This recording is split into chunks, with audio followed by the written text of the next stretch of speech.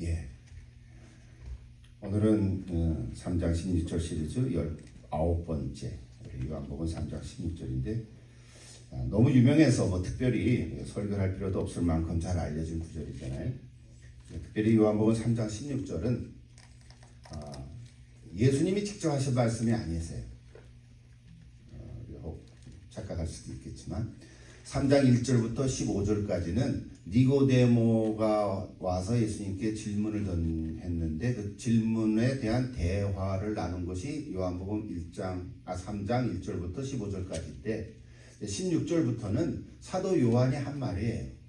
사실은 우리가 아는 3장 16절은 사도 요한이 우리에게 주신 말씀입니다.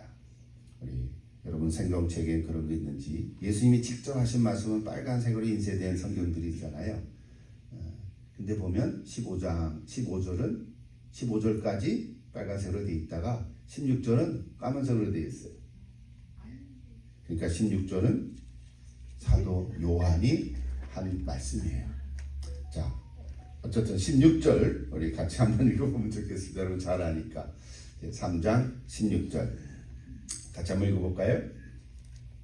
하나님이 세상을 이처럼 사랑하사 독생자를 주셨으니 이는 저를 믿는 자마다 멸망하지 않고 영생을 얻게 하려 하시니라. 예. 다 암송하시죠? 꼬맹이 때부터 들었던 말씀인데 김문자 권사님은 몇십 년 동안 이 기술을 알고 계셨을 텐데 요한복음 3장 16절. 근데 사실은 작은 문단으로 보면 16절부터 시작해서 21절까지가 쭉 한 단어의 큰 흐름의 얘기입니다. 근데 이걸 다 읽을 필요는 없지. 오늘은 그냥 3장 16절이 한 절 가지고 같이 말씀을 나눠보려고 합니다. 어제 저녁에 이렇게 다시 준비를 하면서 3장 16절 잘하는 건데 내가 설교를 한다면 어떻게 해야 되나 하는 생각을 다시 하면서 다른 책을 참고도 하나도 안 하고 그냥 3장 16절 딱 앞에 놓고 계속 이렇게 묵상을 했습니다. 근데 전에도 설교를 몇 번 한 적이 있었는데 오늘 다시 이렇게 생각되는 게 뭐냐면 이런 3장 16절을 어디에 강조점을 주는가에 따라서 그 설교와 메시지가 달라질 거예요. 여기 보시면 첫째 하나님을 강조할 수 있죠. 하나님이 그러니까 하나님의 강조를 두고 만약에 한 10분 설교를 한다면 하나님에 대한 얘기를 쭉 할 거 아니에요. 하나님이 누구신가? 하나님 어떤 분이신가? 그 하나님은 나한테 어떻게 관계를 갖고 있는가? 아마 그쪽으로 설교를 하고 메시지를 할 거예요. 또 하나는 세상에 대한 강조점을 줄 수도 있죠. 하나님이 세상을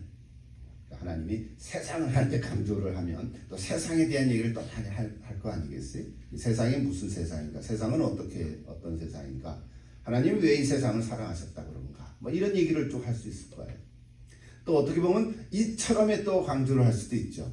세상을 사랑하시는데 이처럼 사랑하셨다. So loved 그랬단 말이에요. 그러니까 이처럼에 강조를 하면 또 메시지가 달라질 수도 있겠죠. 세 번째로는 사랑에 대한 강조점을 줄 수 있죠. 마땅하죠. 하나님의 세상을 이처럼 사랑하사 이처럼 사랑하사 사랑에 대한 사랑의 얘기 하려면 뭐 이거 몇 시간 갖고 독촉할 수 아니에요. 평생을 해야 할 수 있는 거죠. 그 다음에 뭐가 나옵니까? 독생자가 나오죠. 아마 독생자가 오늘 3장 16절의 중심적인 강조점이 될 수도 있겠죠. 하나님의 세상을 사랑하사 독생자를 주셨다. 독생자가 뭔가 이런 얘기를 또 할 수 있겠죠. 결국 예수님 얘기인데 그 다음에는 누구든지 아주 그를 믿는 자마다 믿음에 대한 얘기를 또 강조할 수 있죠. 그 다음 멸망하지 아니하고 멸망에 대한 강조를 또 할 수 있죠. 이건 조금 부정적이지만 반어법적인 메시지를 전할 수 있잖아요. 멸망하면 안 되니까 멸망하지 않도록. 멸망이라는 게 뭘까? 최후 심판의 멸망이라는 게 얼마나 이거는 정말 나쁜 거고 나쁜 정도가 아니지. 이거는 이제 종치는 거잖아요. 최후 심판에 멸망받지 않아야 되잖아요. 일단. 내가 잘 살든 못하든 그건 둘째고, 그렇죠? 멸망에 대한 강조를 하면 또 여기에 대한 메시지가 얼마나 많겠어요. 마지막으로 영생을 얻게 한다. 영생에 대한 강조를 하면 너에게 메시지가 풍성할 것입니다. 제가 이렇게 그 요한복음 3장 10절을 이렇게 보면서 대충 보니까 한 7가지 강조점을 줄 수가 있겠더라고요. 그래서 요한복음 3장 10절 한 절 갖고도 7번 나눠서 설교도 할 수 있겠구나. 아직 제가 그런 적은 없는데 7번으로 설교를 할 수 있겠다. 기회가 된다면 나중에 한 번 더 할 수도 있겠죠. 근데 사실은 3장 16절 이 7번 한다 그래도 그 내용은 또 여러 번 얘기한 걸 거예요. 그 주제별로 보면. 그래서 오늘 여러분 이 3장 16절 이렇게 보면서 여러분은 어떤 단어에 지금 마음이 있습니까? 뭐 같이 토론하고 대화 나눌 시간은 아니지만 여러분 한 분 한 분 스스로 생각해 보십시오. 나는 오늘 이 3장 16절을 읽으면서 어떤 주제에 관심이 있다. 나는 이거에 강조를 하고 싶다. 막 그런 게 있으면 여러분 혹시 묵상을 계속해 보십시오. 여러분 한 분 한 분의 견해를 들을 수는 없겠지만 그렇다고 제가 7가지 다 얘기하면 시간이 부족하겠죠. 그래서 아무래도 보편적으로 그래도 많은 사람들이 좀 강조하고 싶은 단어들이 있다면 제가 통계를 낸 것도 아니지만 그래서 오늘 짧은 시간이지만 그래서 한 3가지 정도 좀 이렇게 같이 소개하면서 나누면 어떨까 이런 생각을 했습니다. 물론 여기 사랑은 하나님의 사랑이 되겠죠. 하나는 사랑이라는 단어 뺄 수가 없잖아요.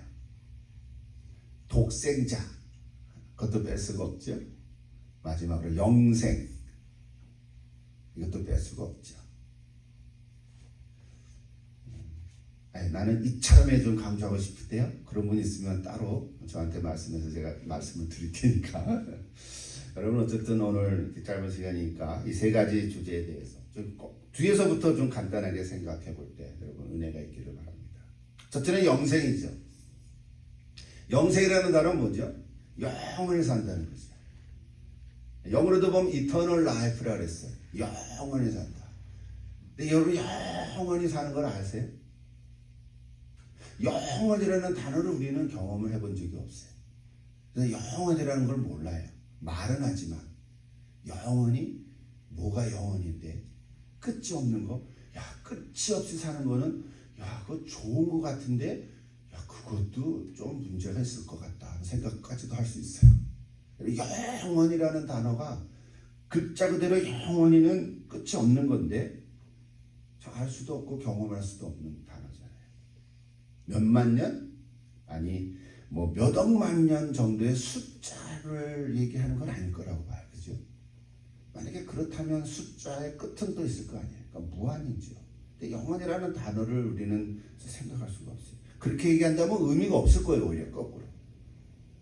여러분 혹시 우리가 요즘엔 건강해서 100세까지 산다는데 100세가 아니라 1000년 산다고 한번 가정해 보십시오. 기분 좋을까요? 못 견딜 것 같기도 해. 웬만큼 살아야지. 1000년을 산다? 옛날 구약의 창세기 그 이전의 시대는 969를 산 무드셀라가 있었어요. 어떻게 살았을까? 궁금하기도 해요. 한번 살아보고 싶은 마음도 있지만 그래도 그 친구도 1000년 전에 죽었어요. 그러니까 우리는 영원이라는 단어를 참 생각하기가 참 쉽지가 않아요.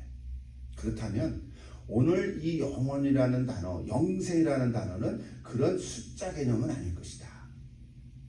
그렇게 우리가 먼저 감을 잡는 거죠. 많은 사람들은요, 죽어도 계속해서 산다. 그렇게 생각을 하는 것 같아요. 죽어도 산다. 죽음이 끝이 아니다. 그것도 귀하죠. 죽어도 계속해서 산다. 그래서 그거를 영원하다라고 표현을 대체하는 것 같아요. 이 세상에서 사는 것이 끝이 아니고 계속 살아간다. 그것이 영원하다. 뭐 이렇게 우리는 생각하고 대체하는 것 같아요. 이 단어를. 뭐 많은 종교들이 다 그렇죠. 근데 그렇게 생각하는 사람하고도 대화를 해보면 굉장히 어렴풋해요. 확실치가 않아. 그냥 죽어도 그냥 계속 살아가는 것 같아. 어떻게? 나도 잘 몰라. 그냥 이대로 끝나면 안 될 것 같아. 그냥 좀 더 살아가는 게 좋을 것 같아. 뭐 이 정도 어렴풋하게 생각한단 말이에요. 여러분 그렇지 않아요? 한번 사람들하고 직접 얘기해 보세요. 당신 죽으면 어떻게 될 것 같으냐? 나도 잘 몰라. 죽어도 계속 산다며. 뭐 어떤 불교 철학을 갖고 있는 사람, 나는 죽어서 소가 되려나? 나비가 되려나? 뭐 희한한 얘기들도 많이 하잖아요. 돌고 돌고 도는 거야. 그러니까 전생도 있고 그 후생도 있어. 뭐 이런 얘기를 한단 말이에요. 너무 길어지나요? 예. 어쨌든 그래서 이런 얘기를 계속하면 이거는 이해는 되지만 그냥 막연한 기대 정도밖에 안 되는 거예요. 근데 우리 성경은 분명하게 말씀하고 있습니다. 영생이 뭘까? 영생은 죽어도 계속 살아가는 거지만 계속 살아가는 것보다도 더 중요한 건 시간적인 개념이 아니라 그렇다고 공간적인 개념이 아니라 더 중요한 핵심은 누구랑 함께 사는가가 중요하다는 거예요. 누구랑 함께 살아가는가. 여러분 누구랑 함께 사는가가 그렇게 중요해요. 여러분 지금 결혼생활 다 하시고 혹시 먼저 떠나가신 분 있을 수도 있지만 누구랑 함께 사는가 이게 중요한 거잖아요. 오늘 성경은 뭐라 그러냐면 요한복음 17장 3절에 우리 예수님의 대제사장 기도잖아요. 17장 3절에 영생은 참 하나님과 그의 아들 예수 그리스도를 아는 것입니다. 이렇게 정의를 내리고 있습니다. 여러분 영생은 이거 다시 뭐랄까요 생각을 바꾸지 않으면 굉장히 이상한 종교적으로 가버리고 말아요. 우리 예수 믿는 이 기독교 신앙은 그냥 막연하게 죽어도 사는 거야. 이 얘기가 아닌 거예요. 누구랑 함께 사는가? 예수님과 함께 사는가? 하나님과 더불어서 살아가는가? 이것이 영생의 핵심이에요. 그래서 뭐까지 얘기할 수 있냐면 영생은 성경은 죽어도 계속 살아가는 개념이 아니라 죽어서 살아가는 게 아니라 지금부터 영생을 누리며 살아가는 거예요. 아멘. 지금부터 내가 예수를 믿은 그 순간 뭐 50년 전에 믿었든 30년 전에 믿었든 내가 어제 믿었든 내가 예수를 그리스도로 믿고 구세주와 주님으로 믿고 영접하면 그 순간부터 영생이 시작이 됐다는 거예요. 아직 죽지도 않았는데 맞아요. 죽지 않았지만 살아있지만 살아있는 그 순간부터 영생이 시작된다. 이것이 성경적인 이야기예요. 그만큼만 하면 되겠죠. 영생. 더 많이 더 많이 할 수도 있죠. 여러분 영생에 대한 개념을 오늘 특별히 요한복음 3장 10절을 통해서 다시 한번 확신을 갖게 되기를 기도합니다. 여러분 몰라 난 죽어서 그래도 하나님과 함께 살고 싶은데 그러면 내가 이 땅에서 잘 살아야지 선하게 살아야지 착한 행동을 해야지 다른 사람에게 해코지하지 말아야지 자꾸 이렇게 윤리적으로 접근하는 사람들은 이 영생에 대한 개념을 놓치는 거예요. 죽은 다음에 영원히 살아가는 개념이 아니라 지금부터 영생을 누리며 살아가는 거거든. 이미 영생이 임했다는 말이에요. 그러니까 이거는 윤리적인 게 아니에요. 도덕적인 게 아니에요. 착하게 살아가는 개념이 아닌 거예요. 내가 하나님과 함께 살아가고 있다. 물론 내가 아직 변화되지 않은 모습도 있을 수도 있고 아직도 지난주에 얘기했지만 거짓말도 가끔 할 수도 있고 그럼에도 불구하고 내가 하나님과 함께 살고 있다면 내게는 영생이 임했고 이미 예수를 믿은 결과로 감사하면서 살아가고 있다는 것입니다. 확실합니까? 영생은 누리며 살아가는 것이다. 여러분 누리며 살아갈 수 있기를 기도합니다. 예. 기쁘게 살아가십시오. 두 번째는 시간이 많이 갔네요. 그래도 그 세 가지는 조금 해야죠. 예, 오늘 특별하게. 예. 찬송가 436장 보면 영생을 누리며 주 안에 살리라 오늘도 내일도 주와 함께 살리라 이런 가사가 있더라고요. 나중에 또 한번 불러보시죠. 자, 두 번째는 독생자의 얘기인데 독생자. 자, 독생자라는 말 우리 다 알죠? 독생자가 뭡니까? 하나밖에 없는 아들 그런 개념이잖아요. 하나밖에 없다. 영어로도 보면 one and only son 그랬어요. 하나인데 둘도 아니야. 많은 아들 중에 하나가 아닌 거죠. 여러분 아들이 많아도 그 하나하나가 다 귀하잖아요. 만약에 우리 가정의 어머니 아버지 입장에서 보면. 근데 지금 이 개념은 하나밖에 없다는 거예요. 그러니까 하나밖에 없다는 거는 몇 가지 의미가 있는데 첫째는 관계성을 얘기하는 겁니다. 관계성. 독생자라는 것은 실제로 아버지와 아들의 관계성을 얘기하는 거예요. 아버지와 아들. 그때 당시에는 아버지와 아들 관계가 가장 가깝고 유리했어요.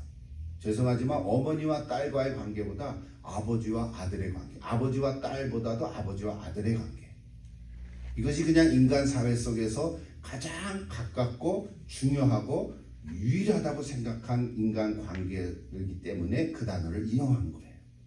독생자라는 단어는 그런 의미예요. 여러분, 하나님의 아들이 실제로 있나요?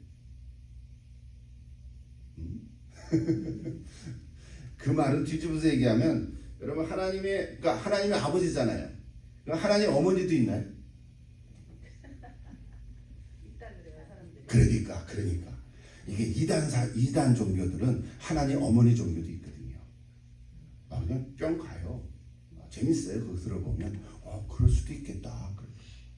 여러분, 성부 성자가 있으니까 뭐가 있어요? 성모도 있잖아요. 예수님의 어머니 누구예요? 마리아. 그래서 로마 캐톨릭에서는 성모 마리아라고 부르잖아요. 그거는 마리아가 성모 예수님의 어머니가 돼서 그런 게 아니라, 그러면은 성모 마리아가 하나님 아내인가요? 와이프가인가요? 와이프? 하나님과 마리아하고 짝짝꿍해서 예수님 나왔나요? 아니잖아요. 성모 마리아는 우리가 정말 예수님의 어머니, 그 정말 그 결혼도 하지 않고 약혼한 그 처녀가 예수님을 낳은 것에 대해서 존경하는 마음으로 불러주는 호칭인 거죠. 호칭이에요. 성모 마리아라고 불러주는 호칭인 거죠. 실제로 여러분, 마리아가 하나님의 아내는 아니잖아요. 웃기는 얘기한 거죠, 그죠? 그런 개념이 아닌 거예요. 그러니까 이 독생자라는 단어는 가장 귀한 존재라는 것을 의미하는 거예요. 가장 귀한 존재. 가장 귀한 존재. 마치 분신과 같은 거예요. 분신. 우리 인간 사회 속에서 분신과 같은 거예요. 분신. 그런 말을 하잖아요. 아버지가 아들 보면서 너 나랑 붕어빵이야. 닮았다. 근데 그 정도가 아니에요. 성경에 보면 뭐라고 했냐면, 예수님이 아버지와 나는 하나이니라 그런 거예요. 아버지와 나는 하나다. 아니, 어떻게 둘인데 하나냐? 아버지는 하나님이고 아들은 나 예수님인데 아버지와 나는 하나다라는 규절을 상당히 많이 하세요. 예수님이 그런 면을 많이 하세요. 그죠? 그러니까 그 말을 들은 유대인들이 어떻게 했어요? 막 화가 나는 거예요. 참담하도다. 신성모독죄다. 왜? 자기네들이 믿은 하나님은 역사적으로 창세기부터 족장에 아브라함부터 시작된 거죠. 아브라함의 하나님, 믿음의 조상이라고 얘기했는데, 그 아브라함보다 네가 나이가 많냐 그랬더니 내가 아브라함을 먼저 봤느니라. 그러니까 와, 너 미쳤구나 하고서 지금 유대인들이 얘기한 거 아니겠어요? 여러분, 독생자의 개념은 그래서 아버지와 나는 하나다라는 것을 알려주는 거죠. 하나님이 세상을 이처럼 사랑하사 독생자를 주셨다는 말은 실제로 아들을 주셨다는 개념으로 우리는 이해하고 그렇게 고백하고 신앙 고백도 하지만, 실제로 그 아들의 의미를 얘기할 때는 아버지와 아들, 즉 하나님과 예수님과의 관계성에서 가장 귀하고 하나이다라는 것을 얘기하는 거예요. 하나라는 것은 본질적으로 하라는 거잖아요. 더 깊이 얘기하면 골치 아프죠. 그래서 이거를 해결하기 위해서 이제 신학자들은 삼위일체라는 단어를 쓰기 시작했어요. 이건 성경적인 단어는 아니죠. 삼위일체는 성경에 나오는 용어가 아니라 신학적인 용어이기 때문에 해석할 필요가 있지만, 성경에는 삼위일체 하나님에 대한 구절들이 참 많이 나오죠. 세 분이라는 거예요. 분명히 세 분인데 하나라는 거거든. 이해가 안 되잖아요. 그래서 하나님께서는 이 땅에 있는 사랑하는 우리 사람들을 위해서, 그래서 가정을 얘기하면서, 결혼을 얘기하면서 남자와 여자가 둘이지만 하나이라고 가르쳐 준 거예요. 여러분, 맞습니까? 여러분, 남편과 아내가 하나입니까? 둘인데, 저 왼손 같은 남편이 나랑 같다고? 말도 안 돼. 그렇게 얘기하죠. 근데 성경은 뭐라고 얘기해? 남자와 여자가 둘이지만 하나이니라. 이 결혼 개념을 얘기한 거예요. 마치 하늘의 삼일체 하나님이 하나인 것처럼, 하나지만 세 분인 것 같은. 그래서 본질적으로 하나다. 거기까지 얘기해도 되겠죠. 더 얘기하면 깊어지니까. 그러므로 독생자라는 것은 하나님과 예수님과의 관계성을 얘기하는 거고 본질적으로 하나다. 즉 하나님이 사람이 되셨다. 이 세상에 오셨다. 성육신했다. 이런 얘기를 다 담고 있는 단어입니다. 십자가에 달리신 하나님이라는 책이 있어요. 십자가에 달리신 하나님.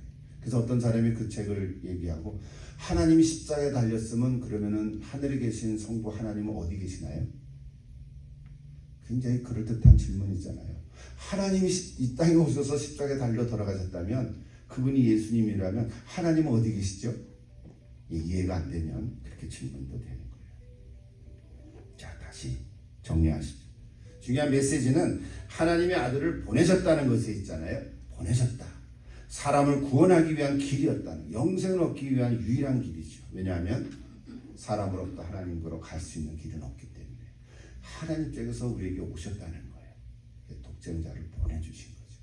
보내주신 것은 하나님께서부터 오셨다는 거예요. 사람은 하나님께로 갈 수가 없죠. 확실합니까? 우리 전도할 때 사형 얘기해서 가장 첫 번째 뭐죠? 세 번째 올리잖아요. 하나님 사랑이시다. 우리는 죄를 지었다.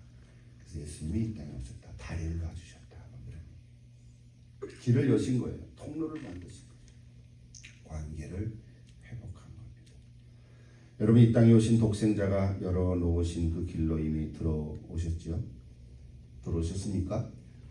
아직 그 길에 들어갈까 말까 망설이는 분은 한 분도 안 계시죠? 이미 들어오셨으면 이제는 돌아갈 수가 없습니다. 돌아가고 싶습니까? 아, 내가 좋은 줄 알고 왔더니 너무 힘드네요. 돌아갈 수가 없는. 아, 이 길이 아닌가 봐 하고 돌아가고 싶은 분이 계시면 돌아갈 길이 없습니다. 예수님을 통해서 우리가 하나님과의 만남을 가지는 길은 독생자 때문에 그렇습니다. 이것이 핵심이죠.